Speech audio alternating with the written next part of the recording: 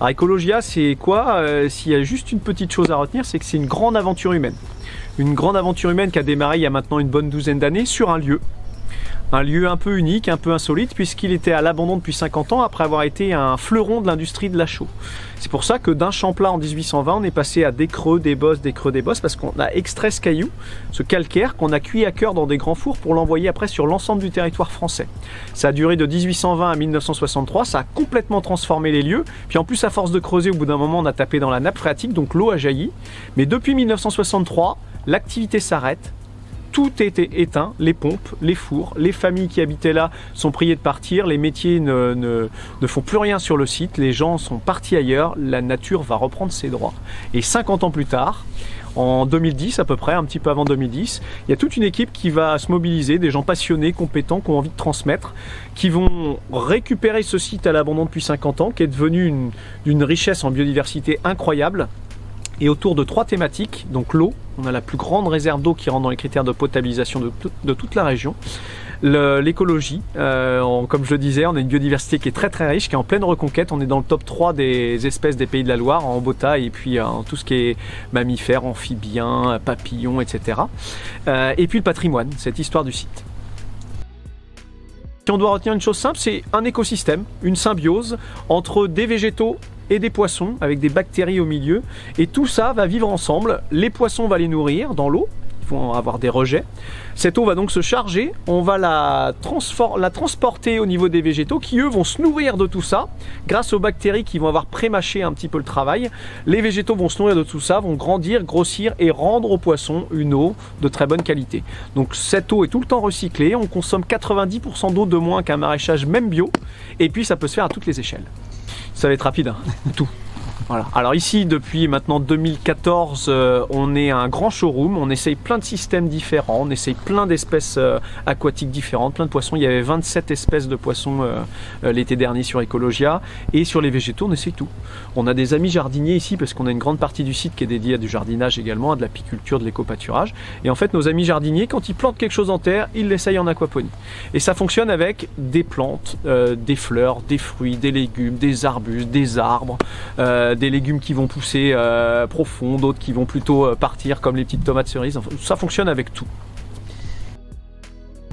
Alors je vais nuancer, ça fonctionne avec tous les poissons, tous les végétaux. Par contre, suivant l'endroit où on va installer une aquaponie, il va falloir faire attention. Si on est plutôt sur des zones tempérées d'eau plutôt chaude, on va pas s'essayer à des poissons d'eau froide et vice versa. Et pour les végétaux, c'est la même chose. L'enjeu quand même, c'est de se dire qu'il faut trouver le bon système, le bon équilibre entre le choix des végétaux qu'on va faire et le choix des poissons qu'on va faire. Si on veut le faire chez nous dans un habitat autonome, on va prendre des poissons qui vont se manger. Si on veut faire de la pédagogie auprès des écoles, on peut mettre des poissons rouges, on peut mettre des carpe koi. Donc tout peut fonctionner. Alors parmi les avantages de l'aquaponie, il y en a un qui pour moi est essentiel, c'est qu'il peut se faire à n'importe quelle échelle. Je vais schématiser, mais en gros, on prend un petit, comme quand on était gamin, un petit aquarium en forme de bocal avec un poisson rouge dedans. On met un petit radeau végétalisé avec 2-3 brins de persil dedans, et ça y est, on a lancé notre première petite graine aquaponique. Et derrière ça, ça peut être après des fermes qui font plusieurs hectares. Là, si on a choisi de faire cette petite vidéo ici, c'est que juste derrière moi, on a ce qu'on appelle, nous, Bernadette. Bernadette, c'est un module qui vous donne à peu près la taille pour être autonome pour 2 personnes. À la fois en protéines animales, avec les poissons, et puis en protéines végétales. Donc ça, si on a un habitat autonome et qu'on souhaite être autonome aussi sur ce qu'on va manger, c'est une surface qu'il faut prévoir pour 2 personnes. Là, on l'a fait à une belle hauteur, on peut le faire à n'importe quelle hauteur, c'est aussi un des avantages de l'aquaponie, mais on peut très bien se dire qu'on n'a pas besoin de se baisser pour aller chercher les végétaux, pour planter, pour récolter. Alors, avant de parler budget, j'ai envie de dire, faut avoir envie. Et quand on a envie, après, le budget, en fait, c'est... on voit sur internet des gens qui font que de la récup et qui vont faire une petite aquaponie pour 2 francs 6 sous. Hein. Si je dis ça, c'est que c'est pas péjoratif du tout. Ça veut dire qu'on peut se lancer, on peut tester, on peut commencer l'aquaponie avec très très peu d'investissement. Ce qu'il faut par contre, c'est plutôt avoir quand même un minimum de connaissances. Je partirais plutôt de là. De se dire, je prends quand même un peu de temps pour m'informer, pour savoir un petit peu ce qu'il va falloir faire. Il y a plein de gens qui ont déjà fait des choses, qui se sont trompés, et donc si on peut éviter aux autres, ceux qui démarrent, de faire les mêmes erreurs, autant s'entraider. Alors, sur la formation, déjà un point très important, Ecologia Aquaponia, en fait, nous on est le premier centre de formation de France qui décerne un diplôme. C'est-à-dire qu'avec Guillaume, en 2019, on a souhaité faire reconnaître ce métier. C'est-à-dire que là, on parle d'un métier qui est reconnu par l'État depuis 2019. Et comme ce métier est reconnu par l'État, eh bien, il y a maintenant des formations qui sont certifiantes pour en faire son métier. Maintenant, évidemment, si on est pour des gens qui veulent faire ça chez eux, on peut très bien se former avec un temps beaucoup plus court, parce que la formation dure 8 mois. On fait également des formations de 1 journée, 3 jours ou 1 semaine, et on n'est pas les seuls. Je ne veux pas ici faire la pub pour notre seul site. Là, on a une centaine, 120 professionnels. Il y en a d'autres qui font de la formation. Ça dépend où vous êtes en France. Ça dépend quel type d'aquaponie vous voulez faire. Nous, on part de l'œuf chez le poisson et de la graine chez le végétal, et on propose même des kits tout en main. Je suis pas sûr que ce soit ce qui va intéresser les gens qui veulent avoir un habitat autonome.